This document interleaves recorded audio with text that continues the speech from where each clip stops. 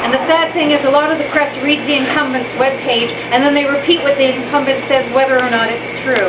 In our riding we have 9 candidates running for the position of councillor, which I think is a reflection of the job the councillor is doing. We need representation that listens to people. People in your ward are the experts. If a councillor makes a decision and implements it without consulting with his constituents, he's not doing his job. There's no accountability in City Hall. Our councillor has attended 55% of the council meetings, and there's nothing we can do about that. There's no way you can make your councillor go to a meeting. There's no easy way of checking how they voted. So I stand for accountability, for standing behind my decisions and explaining them, for listening to the people, having a constituency office for the seniors and those who take transit so they can reach me, and for working with the community, with the businesses, the people who live there and the people who work there for better solutions. I think that's what a councillor should be, an advocate for the community, and that's what I intend to be in Ward 6 Etobicoke Lakeshore. Thank you. This introduction into the invisible election, and hopefully by now the invisible candidates have visibility in your view. I'd like to call upon George, our host. We're actually at his campaign headquarters. Me and George and I are not running against the incumbent, we're running for the ward, and we're running for the ward together. So George, please. Well, let me say thank you for coming. I love to see the candidates come together and actually participate in an election. It's very difficult for people to get up, put their money where their mouth is, their $100, and then their time, their effort to volunteer and try to make a difference in the city. We have a lot of incumbents out there who think they own the city.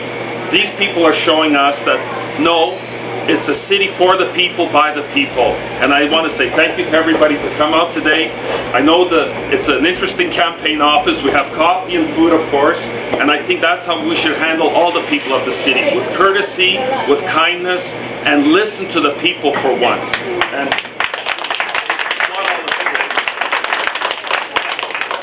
so, back to these guys, and please, I want to hear more from Amy as well. Thanks very much. Thank you.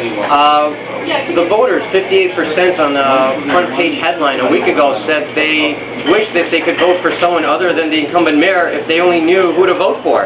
They're not happy with him. They don't like the alternatives, and they actually don't like both sides. Well, we found someone who is a subject matter expert. He knows what he's talking about. He knows how City Hall works, and sadly, he has been an invisible mayoral candidate.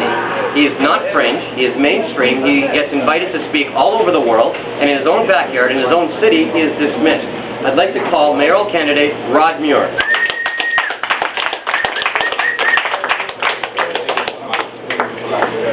Good morning. My name is Rod Muir, and I'm running for the office of Mayor of the City of Toronto. I'm the founder of Waste Diversion Toronto. We're a non-profit whose mandate is to advocate for the diversion of waste from landfill or incineration. And I have to begin today by saying how proud I am to be standing here with such a courageous group of individuals, and how inconsistent I find it that this mayor, who 3 years ago campaigned on the issue of transparency and inclusiveness, has generated the most number of candidates running to replace incumbents in the history of Toronto.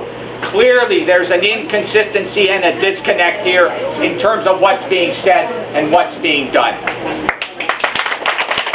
I was reminded recently of Mr. Miller's 3 priorities in taking office: the cancellation of the bridge, the environment, and inclusiveness. And I'd just like to quickly review some of the progress. Yes, we canceled the bridge. We were told it would be $2.